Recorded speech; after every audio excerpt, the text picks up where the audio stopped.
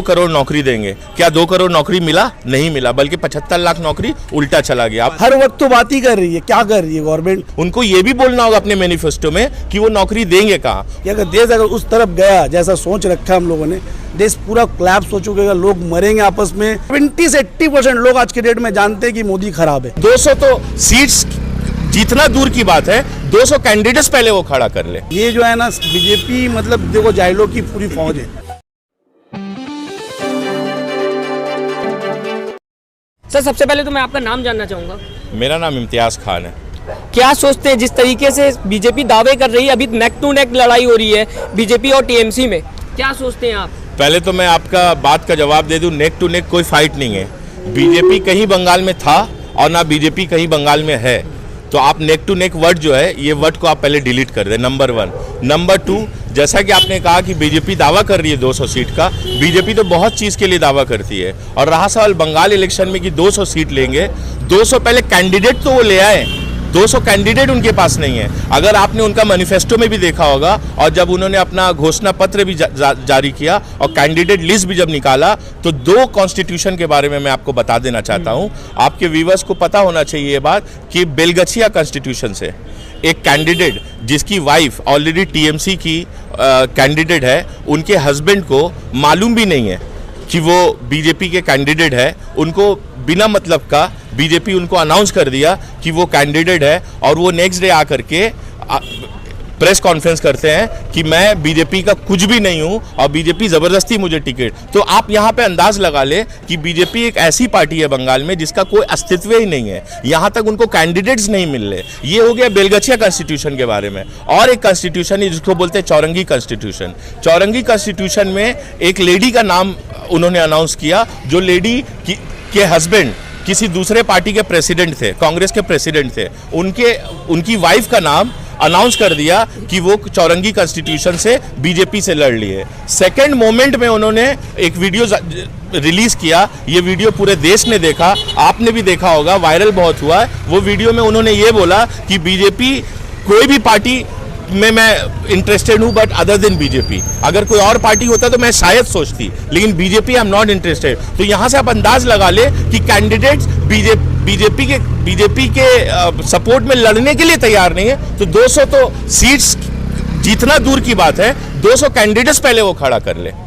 वो सोनार बांग्ला की बात करते हैं, वो ये कहते हैं कि 2 लाख नौकरियां हम आने के बाद दे देंगे।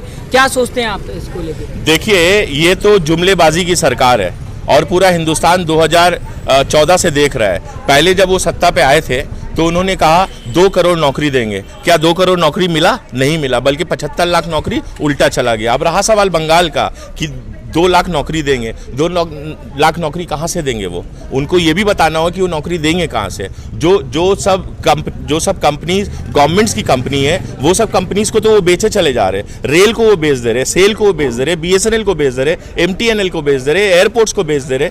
तो वो देंगे कहाँ वो नौकरी? उनको ये भी बोलना होगा अपने मैनिफेस्टो में कि वो नौकरी देंगे कहाँ। उनके पास एक्चुअली धर्म की राजनीति करने के अलावा कोई भी मुद्दा है नहीं बंगाल के लिए। और रहा सवाल बंगाल में आ ही क्यों रहे, उनको कोई इनवाइट नहीं कर रहा है। बंगाल उनके बगैर खुश था और उनके बगैर खुश है, और आगे भी बंगाल उनके बगैर खुश रहेगा। बंगाल में बीजेपी को चाहने वाला कोई नहीं है, ये अमित शाह जी को भी पता है और मोदी जी को भी पता है। इसीलिए वो एक चीज हमेशा कहते हैं कि मैं करप्शन फ्री बंगाल बनाऊंगा। भैया, कहां से आप करप्शन फ्री बंगाल बनाएंगे? आपके हिसाब से जो करप्टेड नेता थे, आपके हिसाब से वो सब करप्टेड नेता को तो हॉर्स ट्रेडिंग करके आपने अपने टीम में लाया। आपके पास अपना प्रचारक भी कोई नहीं है, कोई कैंडिडेट भी नहीं है। यहां तक अभी इलेक्शन, कल इलेक्शन स्टार्ट, मतलब आज से इलेक्शन स्टार्ट होने वाला है। फेस 1 इलेक्शन आज से स्टार्ट हो जाएगा। आज तक उनका सीएम फेस नहीं, आप किनको बनाएंगे सीएम? ऐसा यूपी में भी हुआ था कि सीएम फेस नहीं था, लेकिन मोदी जी के चेहरे पे कहीं ना कहीं उन्होंने सत्ता हासिल कर ली थी। यहाँ पे भी तो ऐसा हो सकता है अगर मोदी जी का चेहरा। भैया, ये यूपी नहीं है भैया, ये बंगाल है। बंगाल का जो वोटर्स है वो एडुकेटेड है, इनको धर्म की राजनीति नहीं। बंगाल का जो वोटर्स है उनको राजनीति उन्नयन के ऊपर, डेवलपमेंट के ऊपर, जीडीपी के ऊपर, ग्रोथ के ऊपर, इंफ्रास्ट्रक्चर के ऊपर, रोड्स के ऊपर दीदी ने काम किया है। कन्याश्री, रूपाश्री, आपका जाकर के 5 रुपए में खाना खिला रही हैं। यहां तक अगर कोई आदमी मर जाता है तो उनके श्राद्ध के लिए भी 2000 रुपए दीदी दे रही हैं। इससे बड़ा चीज क्या कर सकता है कोई सीएम अपने स्टेट में? मैं आपके पास आऊँगा। फिलहाल मैं आपसे जानना चाहूँगा, जिस तरीके से अभी तक धर्म की राजनीति होती थी, लेकिन बंगाल में जय श्री राम के नारे को लेके भी लगातार बवाल हो रहा है। वो ये कह रहे हैं कि दीदी जो है वो जय श्री राम बोलने से डरती हैं। क्या कहेंगे आप उसको? सबसे पहली बात बता दूं आपको एक चीज़ कि जय श्री राम का जो नारा है ये 2014 से मतलब लागू हुआ। जय श्री राम बोला जाता है एक्चुअल में। मैं एक मुस्लिम लड़का हूँ और मेरे बहुत सारे लोग दोस्त जो हमारे हिंदू हैं, पंजाबी हैं, सिख भी हैं, बहुत सारे लोग हैं। तो ये जो धर्म की जो राजनीति करी है ना बीजेपी, आप देख लो 2014 से लेकर टिल 2021 तक, चाहे आप जी न्यूज़ खोल के देखो, आर रिपब्लिक भारत देखो, या आज तक देखो, या फिर आपका इंडिया टीवी देखो, हर वक्त मोदी रहता है, मोदी मोदी मोदी, बस ये और कुछ नहीं है। ये लोग जो अपना सिस्टम बना के रखा है ना, जिस तरीके से जय श्री राम बोलकर लोगों में मतलब धार्मिक चीज़ों को उलझा कर, अरे भैया बनना है तो अच्छा मुस्लिम बनो, अच्छा हिंदू बनो, अच्छा सिख बनो, अच्छा ईसाई बनो, और बात अगर हो देश की तो सिर्फ डेवलपमेंट में बात हो, ये आलतू फालतू चीज़ों पे बात नहीं हो। और मोदी जी आकर ऐसा मतलब लोगों में गुमराह कर दे रहे कि मेरा कौम बहुत अच्छा हो जा रहा है, मेरा धर्म बहुत अच्छा हो जा रहा है। अगर आप रेप करने के बाद जय श्री राम बोलोगे, आपको अच्छा लगेगा? कि हिंदू को शोभा देता है ये चीज़? कभी नहीं। हमारे दोस्त भी हिंदू है ना, बहुत फ़ख्र से बोलते हैं हिंदू है, और हम लोग खुद उनकी इज्जत करते हैं। होली पे बहुत सारे फेस्टिवल में हम लोग आते हैं, जाते हैं, एक साथ मनाते हैं। ऐसा तो कुछ देखने को नहीं मिलता। मतलब जब से 2014 से मोदी आया तो मतलब हिंदू खतरे में था, इससे पहले तो खतरे में कभी था ही नहीं। तो ये जो बात है सरासर गलत है। अगर बोलना है तो जय श्री राम बोलो। सीता तो पहले आती है, राम से पहले तो सीता नहीं आती। जय श्री राम का मतलब क्या हुआ? मतलब ये उलझाना, धार्मिक चीज़ों को पॉलिटिक्स करना, ये जो है ना बीजेपी, मतलब देखो जाहिलों की पूरी फौज है। उनके नेता सिर्फ जाहिल है। अब चेक कर लो उनके मेंबर ऑफ पार्लियामेंट कौन कौन है, सब रेपिस्ट है, ज़्यादातर रेपिस्ट है, ज़्यादातर स्कैमर लोग हैं, बहुत ज़्यादा स्कैम करने वाले लोग हैं। उनको खुद नहीं पता कि हम इंटरव्यू क्या दे रहे हैं, और मोदी को तो खुद नहीं पता हम बोल क्या रहे हैं। सबसे पहला बात, हमें इस बात का अफसोस है, और इतना अफसोस है कि उनको लोग किस तरह से वोट देकर जिता कर उनको एक पीएम बनवाया। देश का पीएम बनना, आप सोचो, बनना कितनी बड़ी बात है। मतलब आज मतलब समझ लो लोगों को मतलब डूब के मर जाना चाहिए। कोई ना कोई काबिलियत तो होगी, क्योंकि लगातार 2 बार जीतना और दूसरी बार इतनी बहुमत से जीतना कि 1947 के बाद भी ऐसा कोई पार्टी नहीं है। देखिए मैं आपको एक बात बता दे रहा हूँ आपको। ये बंगाल है, ठीक है, और बंगाल की जो राजनीति है ना, बहुत उम्दा राजनीति, ऑल ओवर स्टेट से, ऑल ओवर इंडिया से। यहाँ पे अगर आप चीज़ चेक कर लो, अगर आप एक मतलब आप समझ लो एक एंकर हो, तो अगर आपको अगर प्रॉब्लम होगा ना तो लोग आपकी साथ देंगे, आपको पूछेंगे ना आपका जात क्या है, ठीक है ना। यही चीज़ आप यूपी में चले जाओ, यही चीज़ अदर स्टेट में चले जाओ, वो मारते हैं। यहाँ तक क्या जो उनके खिलाफ में बात करते हैं उन एंकर को भी मारते हैं। तो यहाँ से अंदाज़ा लगाओ, आपने घूमा होगा कभी भी, आपको यहाँ पे अनसेफ फील हुआ, बंगाल में अनसेफ फील नहीं हुआ ना। तो सबसे बड़ी प्रॉब्लम क्या है, सबसे बड़ी चीज़ क्या है कि लोगों में इस तरीके का माइंड उगला दिया गया है कि लोग सोच रहे नहीं मेरा हिंदू अब बहुत अच्छा है, बहुत मजबूत है, मुसलमान डरने लगे। मुस्लिम बहुत अच्छा है इस देश का, हिंदू बहुत अच्छा है देश का। सबसे बड़ी प्रॉब्लम क्या है जो देश की, जो मैंने आज तक सोचा है, ठीक है ना, कि आप देख लो अगर किसी के साथ प्रॉब्लम हो रहा है, 70 से 80% लोग आज के डेट में जानते हैं कि मोदी खराब है, लेकिन उसके खिलाफ में आवाज़ उठाने वाला अभी तक एकजुट होकर आवाज़ नहीं उठा रहा। जो लोग आवाज़ उठा रहे हैं उनकी बात सुन रहा नहीं सरकार। आप देखो किसान का आंदोलन को आप देख लो, 300 लोग किसान मर गए, अभी तक मोदी ने क्या बयान दिया है? देश का प्राइम मिनिस्टर ऐसा होना चाहिए, देश का अन्नदाता के लिए ऐसा होना चाहिए।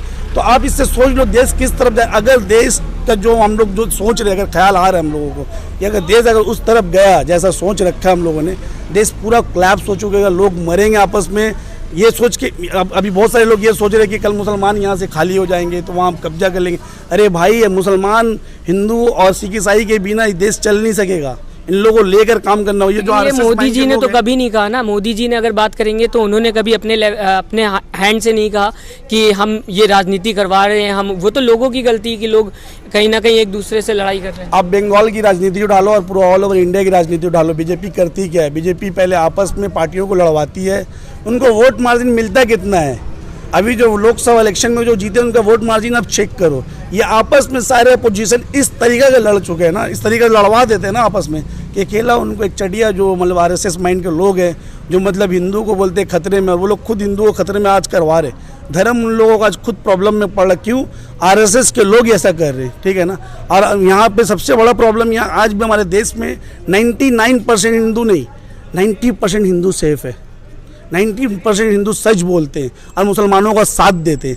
10% कुछ लोग मुस्लिम में भी है, कुछ लोग हिंदू में भी है, कुछ लोग सिखों में भी है, कुछ लोग ईसाई में भी है, जिसके वजह से वो लोग रोड पे उतरते हैं। लेकिन जो 80% लोग, 90% जो लोग सच्चाई वाली बात करते हैं, वो बेचारे काम में हैं, अपने बाल बच्चों की परवरिश करने में, उनको अच्छा से अच्छा पढ़ाने लिखाने में, लेकिन गलत जो होता है उन पर नहीं आते, उन पर बोलने नहीं आते। आप रेप का मामला उठा के देख लो यार, इंडिया में कितना रेप डेली होता है, लेकिन आज तक इस पर फांसी का मुद्दा नहीं बनाया गया। क्यों नहीं बनाया ये गया? तो पहले भी नहीं था ना। अगर बीजेपी से पहले की भी पार्टी से बात करें तो पहले से ही नहीं था इंडिया में। देश अभी का भी नहीं सिस्टम, है। चाहे बीजेपी अभी बैठा हो या कांग्रेस कल को बैठे या कोई भी बैठे, देश का सिस्टम सिर्फ बात होना चाहिए डेवलपमेंट को लेके, मेरा देश कैसे तरक्की करे। कर तो रही है ना सरकार। अभी बात करेंगे अगर रोजगार की भी बात कर रही है, एजुकेशन की भी बात कर रही है सरकार, कोशिश तो कर रही है। सरकार तो बहुत बात करती है यार, सरकार इतना बात करती है कि सरकार सोचो ही मत कितना बात करती है। आप सोच लो, हर वक्त तो बात ही कर रही है। क्या कर रही है गवर्नमेंट? आज अमित शाह कल के रैली बोले मैं ये कर दूंगा, मैं वो कर दूंगा, मैं ऐसा। उसको बोलो खुद पहले पढ़ के आने। वो जो ज्ञानी चंद बन रहे हैं ना,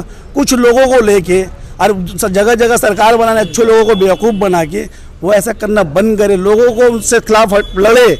अगर नहीं लड़ेंगे ये देश ऐसा टूटेगा ना, सोच भी नहीं सकता।